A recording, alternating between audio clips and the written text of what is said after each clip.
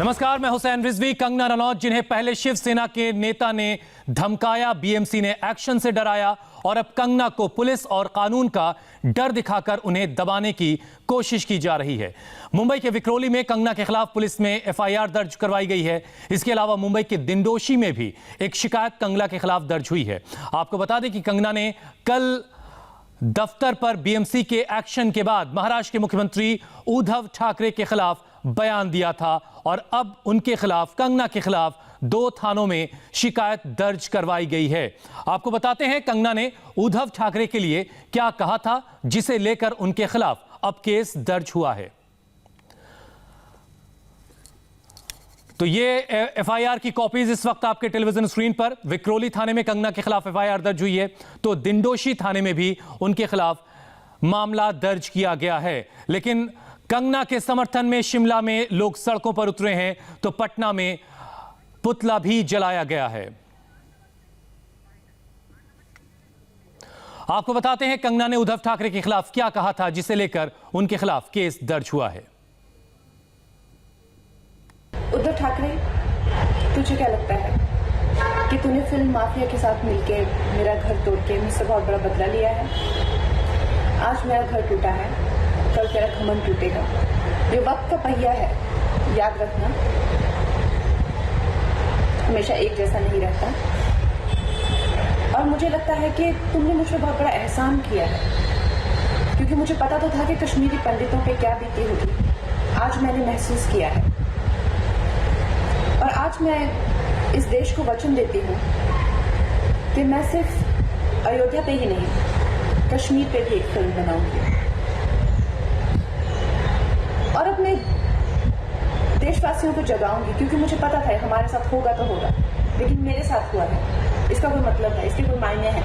और उद्धव ठाकरे, ये जो क्रूरता और ये जो आतंक है, अच्छा हुआ ये मेरे साथ हुआ, क्योंकि इसके कुछ मायने हैं। जय हिंद। और इस वक्त की बड़ी खबर आपके टेलीविजन स्क्रीन पर। कंगना के खिलाफ खुलकर सामने आ गई है बीजेपी। मेयर के खिलाफ अविश्वास प्रस्ताव लाएगी बीजेपी।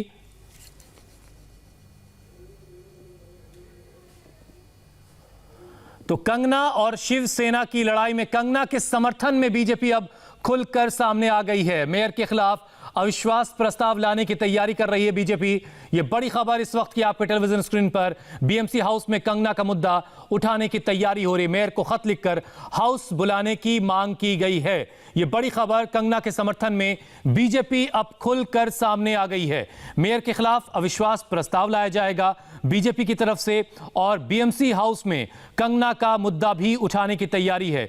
अब मेयर को खत लिखकर हाउस बुलाने की मांग की गई है। यह बड़ी खबर इस वक्त की आपके टेलीविजन स्क्रीन पर। अब महाराष्ट्र में कंगना को लेकर के बीजेपी खुल करके कंगना के समर्थन में आ चुकी है।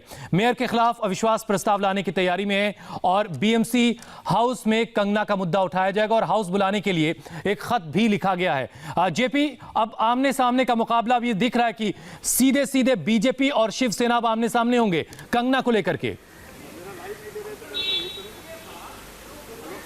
देखिए हुसैन, अब तक बीजेपी के पास कोई मुद्दा नहीं था। बीजेपी मुद्दे ढूंढ रही थी, कोरोना का मुद्दा ढूंढा, वो फेल हो गया। बीजेपी वहां बहुत कोशिश की। लगातार बीजेपी के 2 नेता किरीट सोमैया, राम कदम लगातार अटैक करते रहे शिवसेना पर, शिवसेना की सरकार पर, बीएमसी पर, लेकिन वहां पर वो सिंपैथी नहीं मिली बीजेपी को। लेकिन यहाँ कंगना रनावत के मुद्दे पर, एक महिला के स्वाभिमान के मुद्दे पर, एक ऐसी महिला जिसने अपने दम पर बॉलीवुड में अपना नाम बनाया, उसके मकान को जिस तरह से ध्वस्त कर देना, मटिया मेट कर देना, तोड़ने गए थे छज्जा और तोड़ दिया पूरा का पूरा ऑफिस। तो इस तरीके से जो कार्रवाई की गई है बीएमसी की, उसके खिलाफ अब बीजेपी जो है वो बीएमसी के अंदर एक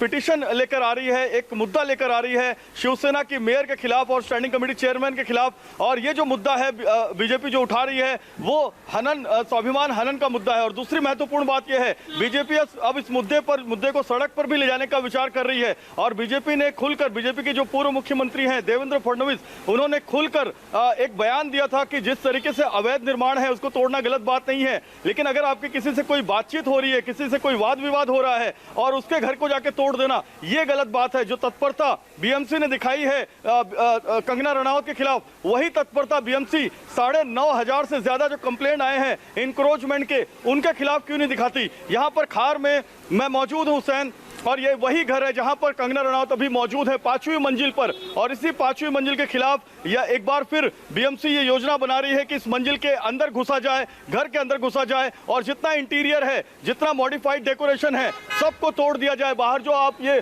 पूल के जो पूरे बालकनी देख रहे हैं, जो पूरे के पूरे गमले और पेड़ देख रहे हैं, ये पूरा इंक्रोचमेंट के एरिया में बताया है बीएमसी ने। तो इस तरह से मुंबई में अगर देखें तो मुंबई के कई ऐसी इमारतें हैं, कई ऐसी बिल्डिंगें हैं जिसके अंदर आपको इस तरह के इंक्रोचमेंट।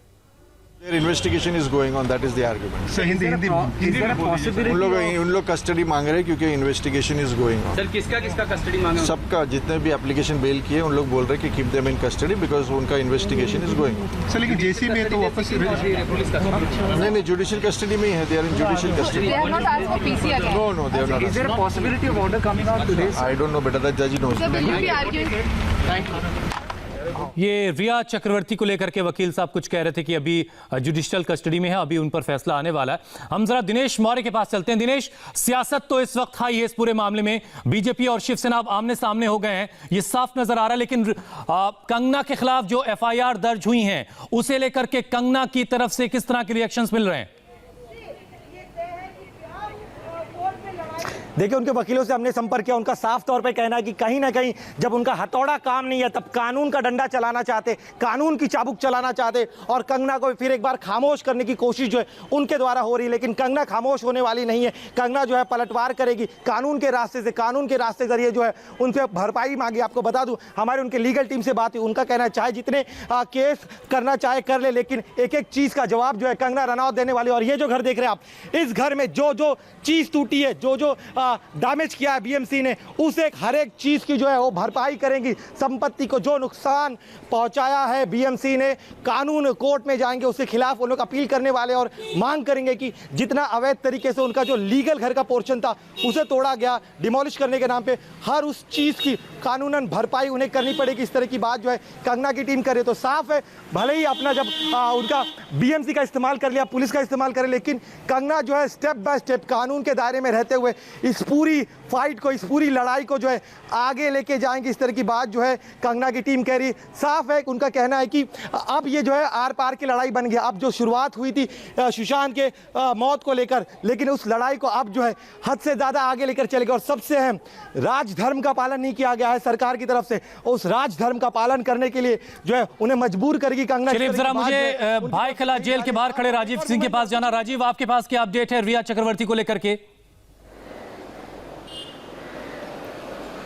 देखिए, रिया चक्रवर्ती मामले में अभी भी जो है बेल एप्लीकेशन पर सुनवाई चल रही है। हुसैन, अभी तक इस पूरे मामले में कोई फैसला नहीं आया। हमारे साथ में राजेश भी है जो कोर्ट में की तमाम चीज़ों पर नज़र रखे हुए। हम राजेश से बात करते हैं। राजेश, कोर्ट में क्या कुछ हो रहा है? सतीश मान सिंधे ने कौन सी दलीलें रखी और अब इस वक्त कितना समय लग सकता है? देखिए, सतीश माने शिंदे लगातार अपने मुवक्किल के लिए बेल की मांग कर रहे हैं। पहली दलील उन्होंने साफ पहली दलील में उन्होंने कहा है कि पोजीशन में उनके पास से कोई ड्रग्स नहीं मिला है, इस वजह से उनको बेल दिया जाए। साथ ही 27A पर भी बार बार वो जिरह कर रहे हैं कि 27A गलत तरीके से लगाया गया है। फाइनेंसिंग का जो चार्ज है 27A फाइनेंसिंग को लेकर डील करता है, फाइनेंसिंग नहीं है, ट्रांसपोर्टेशन को लेकर डील करता वो भी नहीं है। ये बात भी सतीश माने सिंधे कह रहे हैं। वो कह रहे हैं कि महज 20 जो NDPS का एक्ट 20 है वो लग सकता है, 1 साल की सजा उसमें है, वो हो सकती है, लेकिन 27A लगना गलत है। ये बात कि सिंडिकेट की बात को सिरे से वो खारिज कर रहे हैं। बिल्कुल खारिज कर रहे हैं, और जो सिंडिकेट शब्द का इस्तेमाल है उस पर भी आपत्ति है,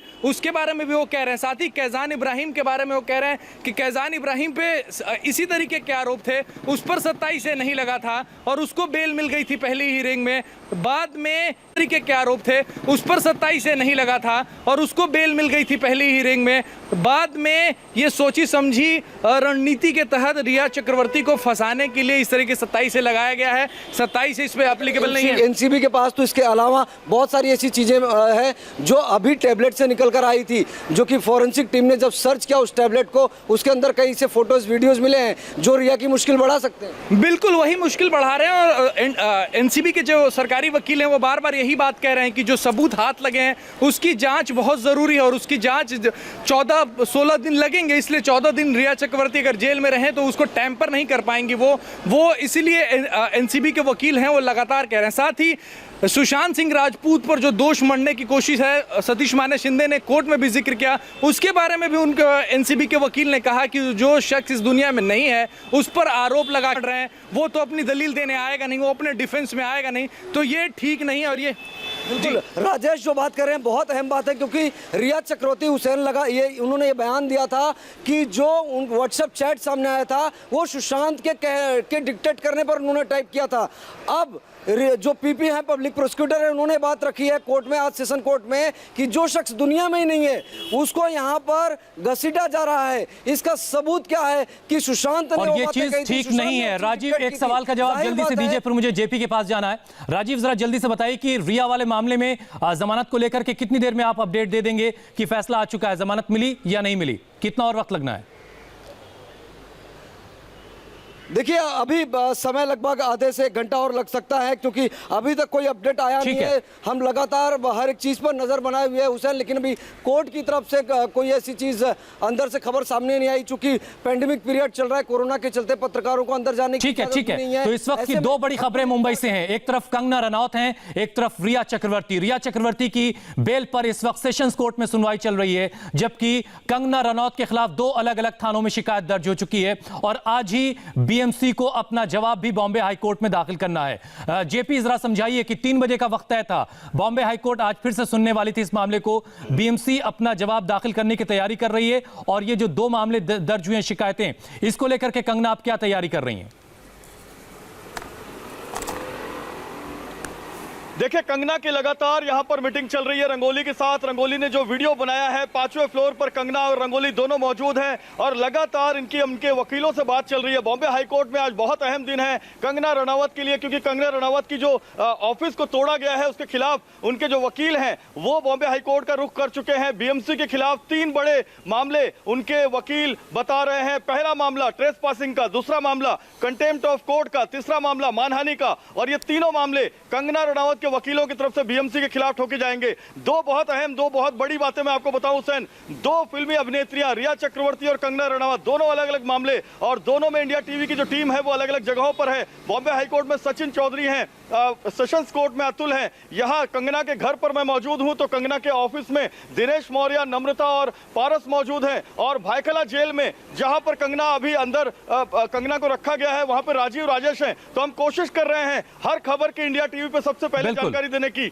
और यहां पर घर के बाहर हलचल लगातार बढ़ती है और हलचल जो है बढ़ने के बाद कंगना रनावत बाहर निकलेंगी ऐसी खबर आती है। कंगना रनावत क्या अपने ऑफिस जाएंगी, क्या जो तोड़फोड़ हुई है उसको खुद कंगना रनावत देखेंगी, ये चीज सबसे महत्वपूर्ण है। लेकिन कंगना इंतजार कर रही है बॉम्बे हाईकोर्ट के आदेश आने के बाद कंगना का अगला मूवमेंट सामने आएगा। लेकिन 3 ट्वीट ने बता दिया है कि कंगना के मन में अभी क्या चल रहा है। बिल्कुल बहुत नाराजगी है और ऐसी ही नाराजगी हमने कंगना की बहन रंगोली के चेहरे पर देखी जब वो उस दफ्तर को देखने पहुंची जहां पर कल बीएमसी ने कार्रवाई की थी। पारस कोठारी ठीक वहीं पर खड़े हैं। पारस, इस वक्त क्या चल रहा है उस ऑफिस में जहां कल तोड़फोड़ हुई थी? जी बिल्कुल हुसैन, मैं आपको बता दूं कल यहाँ पर बहुत ही बड़ी कार्रवाई करी गई थी बीएमसी की तरफ से और उसके बाद आज कंगना की बहन रंगोली यहाँ पर आई थी। करीब 10 मिनट के आसपास वो घर में रहीं और उन्होंने एक वीडियो बनाया है। उन्होंने कंगना को अपडेट देने के लिए वीडियो बनाया और इसी वीडियो को लीगल जो प्रोसीडिंग्स हैं उसमें भी इस्तेमाल किया जाएगा, ऐसी खबरें आ रही हैं। आपको मैं एक बात और बताऊँ हुसैन, कल जब कंगना के जो वकील हैं रिजवान सिद्दीकी, जब वो पूरी जगह का जो ऑफिस का जो क्या नुकसान हुआ है उसका मुआयना करके जब बाहर निकले तब इंडिया टीवी ने उनसे एक्सक्लूसिवली बात करी थी और तब रिजवान सिद्दीकी ने बताया था कि जो स्ट्रक्चर है, स्ट्रक्चर के साथ साथ जो इंटीरियर्स हैं उसको भी पूरी तरीके से बर्बाद कर दिया है और ये पूरी तरीके से एक बदले की भावना से की गई कार्रवाई है बीएमसी की तरफ से।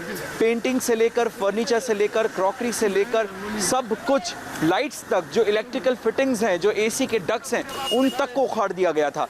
और इसी बात को लेकर कंगना में बेहद नाराजगी है। कंगना बहुत नाराज है और कंगना ने अब यह तय कर लिया है कि वो कोर्ट जाएंगी और कोर्ट में बीएमसी के खिलाफ केस करेंगी, मानहानि का दावा करेंगी, जो जितना भी नुकसान हुआ है उसका हर्जाना मांगेंगी, उसका मुआवजा मांगेंगी, क्योंकि कंगना की नज़रों में ये जो कार्रवाई है पूरी तरीके से इलीगल है। क्योंकि पेंडेमिक एक्ट के तहत ये जो कार्रवाई है इस पर 30 सितंबर तक की रोक लगी हुई थी, लेकिन उसके बावजूद कल बीएमसी ने आनन फानन में 2 घंटे के अंदर कंगना के मुंबई पहुंचने से पहले ही यहां पर तोड़फोड़ कर दी और पूरा ऑफिस एक तरीके से बर्बाद कर दिया, जिसकी तस्वीरें हमने इंडिया टीवी पर दिखाई भी थी। हुसैन, तो ये जाहिर सी बात है कि ये मुद्दा यही नहीं इस थमने वाला है। वक्त उस ऑफिस में कंगना की टीम से कोई मौजूद है? जी नहीं हुसैन, कंगना की टीम से यहाँ पर कोई भी मौजूद नहीं है, लेकिन जो केयर टेकर हैं वो इस वक्त अंदर हैं। और एक बात मैं आपको और बताऊं हुसैन, कल रात को देर रात जो केयर टेकर हैं उनसे भी हमारी ऑफ द रिकॉर्ड बात हुई इंडिया टीवी के, और उन्होंने हमें बताया, जब हमने उनसे ये पूछा कि आप ये बताइए कि कितना नुकसान हुआ है, तो उन्होंने हमें ऑफ द रिकॉर्ड ये बताया कि सर कुछ भी नहीं छोड़ा, सब कुछ बर्बाद कर दिया है। एक चीज जेपी, आप बता रहे थे पिछली बार जब मैं आपसे बातचीत कर रहा था कि अभी जब हाईकोर्ट में सुनवाई होगी, बॉम्बे हाईकोर्ट में, तो खुद कंगना रनौत जो है अपने घर से वीडियो कॉन्फ्रेंसिंग के जरिए उस हियरिंग में शामिल होने की इजाजत मांगेंगी। क्या उनको वो इजाजत मिल गई है? देखिए हुसैन, इस बारे में अभी तक जानकारी नहीं मिली है। रिजवान सिद्दीकी से हम लोग लगातार बात करने की कोशिश कर रहे हैं, वो फोन पिक नहीं कर रहे हैं। उसका कारण यह है कि बॉम्बे हाईकोर्ट के अंदर हो सकते हैं। सबसे महत्वपूर्ण, आज के दिन कंगना ये चाहती हैं कि कोर्ट से पहले क्लियरेंस आ जाए, कोर्ट के क्लियरेंस के बाद कंगना अपना अगला मूवमेंट, अगली जो उनकी जो रणनीति है वो जाहिर करेंगी। कंगना बात कर रही हैं, सोशल मीडिया के जरिए अपनी बातों को रख रही हैं। हिमाचल प्रदेश से लेकर बिहार तक कंगना के सपोर्ट में बहुत सारे लोग उतर आए हैं। यहाँ पर 2 अहम बातें हैं। बीएमसी ने जो कंगना को नोटिस दिया है वो एमआरटीपी का नोटिस है, एमआरटीपी यानी आपराधिक साजिश। और मैं आपको बताऊं कि बीएमसी की योजना क्या होगी। बीएमसी ये प्लान करेगी कि कंगना के खिलाफ वो पुलिस स्टेशन में जाके कंप्लेंट करे, क्योंकि कंगना ने जानबूझकर जो इलीगल कंस्ट्रक्शन किया है, उस इलीगल कंस्ट्रक्शन से जो बीएमसी का जो लॉ है, मुंबई महानगर पालिका का जो लॉ है, उसमें कहीं ना कहीं उसका हनन हुआ है, और इसी वजह से 354 का नोटिस दिया गया। मैं आपको 2 अहम बातें और बता दूं हुसैन। 5वीं मंजिल पर कंगना बैठी हुई है डीबी ब्रिज बिल्डिंग के अंदर, और कंगना के साथ रंगोली है। लेकिन जो नोटिस देने की बात आई है बीएमसी की, 2 अलग अलग नोटिस है, 353, 354। कंगना को जो नोटिस दिया गया 354, उसमें 24 घंटे का समय दिया गया, लेकिन मनीष मल्होत्रा को जो नोटिस दिया गया है 7 दिन का समय दिया गया है जवाब देने के लिए। तो कंगना को 7 दिन का समय क्यों नहीं दिया गया? कंगना अगर मुंबई आकर ये नोटिस का जवाब देती बीएमसी को, तब ये बात समझ में आती, लेकिन मुंबई आने के पहले ही उनका पूरा ऑफिस तोड़ देना। जेपी, मैं आपको रोक रहा हूं, माफी चाहता हूं। एक बड़ी खबर दर्शकों को दे दें। कंगना के मामले पर शिवसेना, कांग्रेस और एनसीपी में मतभेद हो गया है। सूत्रों के हवाले से खबर है कि कांग्रेस और एनसीपी के बड़े नेता बीएमसी की कार्रवाई से नाराज हैं। कांग्रेस एनसीपी का मानना है कि कोर्ट की रोक के बावजूद जिस तरीके से कंगना के दफ्तर पर बुलडोजर चलाया गया, उससे सरकार के खिलाफ लोगों के बीच गलत संदेश गया। इस वक्त संजय राउत उद्धव ठाकरे से मुलाकात करने मातोश्री भी पहुंचे हैं। तो सचिन चौधरी इस पर और अपडेट के साथ हमारे साथ जुड़ चुके हैं। सचिन, ये जो महाअघाड़ी की सरकार चल रही है, इसमें आपस में ही मतभेद है कंगना के मामले में? जी बिल्कुल, इसके संकेत कल ही मिल गए थे। जिस तरह से शरद पवार जो एनसीपी की सुप्रीमो है, उन्होंने शाम को उद्धव ठाकरे से मुलाकात की थी सरकारी निवास स्थान पर, और उसके पहले दोपहर में उन्होंने संकेत दिया था और कहा था कि इस मामले को ज्यादा गंभीरता से लेने की जरूरत नहीं है और ये बीएमसी की कार्रवाई है। और कल बैठक में भी यही तय हुआ कि इसमें राज्य सरकार के ऊपर इसकी आंच ना आने पाए, क्योंकि राज्य सरकार में अकेले शिवसेना नहीं है बल्कि कांग्रेस और एनसीपी भी है। तो कांग्रेस और एनसीपी शिवसेना की करतूत का खामियाजा भुगतने के लिए तैयार नहीं है, इसलिए उन्होंने ये कल साफ संकेत दिए थे कि इस कार्रवाई को आप बीएमसी की कार्रवाई बताए। लेकिन उन्होंने ये भी नाराजगी जताई थी कि बीएमसी ने जो कार्रवाई की है वो कहीं ना कहीं उन्होंने कोर्ट की एक तरफ से अनदेखी करते हुए की है, कोर्ट के आदेश की, क्योंकि कोर्ट का आदेश है कि 30 सितंबर तक कोरोना को देखते हुए कोई भी डिमोलिशन नहीं होगा। लेकिन जिस तत्परता से बीएमसी ने कार्रवाई की, इसको लेकर भी कांग्रेस और एनसीपी के नेता नाराज है। उनका कहना है कि शिवसेना जो भी कार्रवाई करे वो कानून के मुताबिक करे, कानून के हिसाब से करे, लेकिन वो कानून हाथ में लेकर इस तरह की कार्रवाई न करे। और कांग्रेस मतलब साफ ये है, हो रहा है कि पहले संजय राउत भी बीएमसी की कार्रवाई से पल्ला झाड़ चुके हैं, हालांकि साथ में उन्होंने ये भी लिखा कि उखाड़ लिया, ये सामना में उन्होंने लिखा है। कंगना के खिलाफ एक्शन को लेकर उद्धव सरकार के अलग अलग पार्टियों में नाराजगी है। यही वजह है कि संजय राउत ने इस पूरे मामले से पल्ला भी झाड़ लिया था और इसे बीएमसी की कार्रवाई बताया था। बीएमसी द्वारा देखिए, हमारे लिए अब वो शिवसेना का विषय नहीं है, वो बीएमसी का विषय है। आप बोलेंगे अब बीएमसी में शिवसेना की सत्ता है, वहाँ एक लीगल डिपार्टमेंट है, आप उस बारे में आप वहाँ के कमिश्नर, वहाँ के मेयर से बात कर सकते हैं। जेपी, क्या ये इतनी आसानी से मुमकिन है कि पल्ला झाड़ लिया जाए, बीएमसी की कार्रवाई बता करके सरकार खुद को किनारे कर सकती है? क्या सरकार के जो तमाम दल हैं शामिल, वो खुद को अलग कर सकते हैं इससे?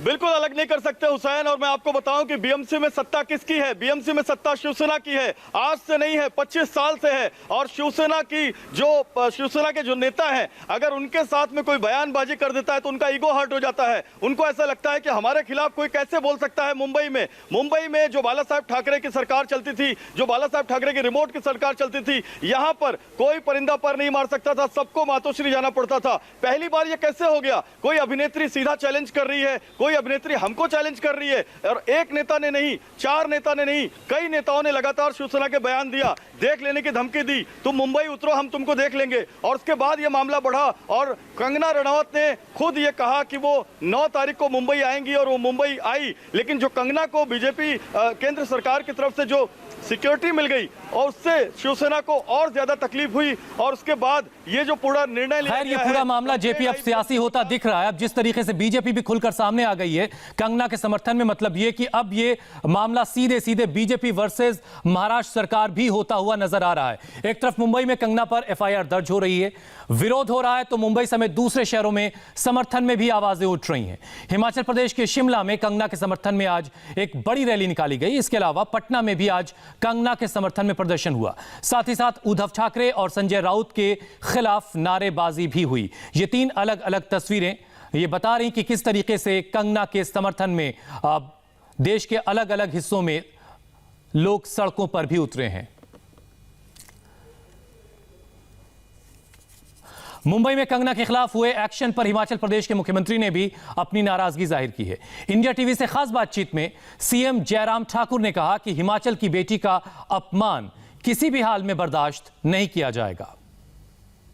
हिमाचल की बेटी है और बेटी होने के साथ साथ उन्होंने हिमाचल के लिए गौरव हासिल किया है। और ऐसी पृष्ठभूमि से जहां लंबे संघर्ष के बाद जो है वो फिल्म इंडस्ट्री में काम करने के लिए निकली और बहुत बेहतर काम किया और उस कारण से पूरा देश में उनका सम्मान है। और हिमाचल प्रदेश के लोग बहुत ज्यादा आहत हैं ऐसी परिस्थिति में जब उनके साथ इस प्रकार की ज्यादती हो रही है। और उस दृष्टि से हमने बड़ा साफ कहा है कि हिमाचल की बेटी की सुरक्षा की दृष्टि से ये हमारी जिम्मेवारी है कि हम उसमें सुनिश्चित करेंगे कि वो सुरक्षित रहें। और उसके साथ साथ में उनके मान सम्मान के लिए भी सभी प्रदेशवासियों की भावनाएं एक समान है। और उस दृष्टि से मैं मानता हूं कि जो कुछ भी हो रहा है वो गलत हो रहा है, अनावश्यक हो रहा है। ये आप पूरा देश इस बात को अनुभव कर रहा है, महसूस कर रहा है। जयराम ठाकुर हिमाचल प्रदेश के मुख्यमंत्री सीधे सीधे अपनी नाराजगी जाहिर कर रहे हैं। ये 5 अलग अलग तस्वीरें इस वक्त आपके टेलीविजन स्क्रीन पर। कंगना रनौत के दफ्तर पर कल बीएमसी ने एक बड़ी कार्रवाई की। उसके बाद कंगना ने एक वीडियो जारी करके उद्धव ठाकरे को सीधे सीधे निशाने पर लिया और कंगना के समर्थन में अलग अलग जगहों पर समर्थन में इस वक्त रैलियां भी हमें दिखाई दे रही हैं। और अब इस पूरे मामले में सियासत काफी तेज हो चुकी है। बीजेपी अब खुल करके कंगना के समर्थन में आ चुकी है। बीएमसी के खिलाफ भी अविश्वास प्रस्ताव, बीएमसी के जो मेयर उनके खिलाफ अविश्वास प्रस्ताव लाने की तैयारी हो रही है। हाउस बुलाने की मांग के लिए एक चिट्ठी भी लिख दी गई है। बहुत जल्द एक हाउस बुलाने की मांग की गई है बीजेपी की तरफ से। तो हमारे संवाददाता जेपी, दिनेश मौर्य, राजीव, तमाम संवाददाता हमारे साथ बने हुए। जेपी, ये जो कुछ हो रहा है इस वक्त, इसमें राज्यपाल भगत सिंह कोश्यारी भी अपनी नाराजगी जता चुके हैं। उसके क्या मायने हैं और उसका क्या जवाब अब तक सरकार की तरफ से दिया गया है, इसका जवाब भी मैं आपसे लूंगा। एक छोटा सा ब्रेक लेते हैं, फौरन लौट रहे हैं इसी बड़ी खबर पर।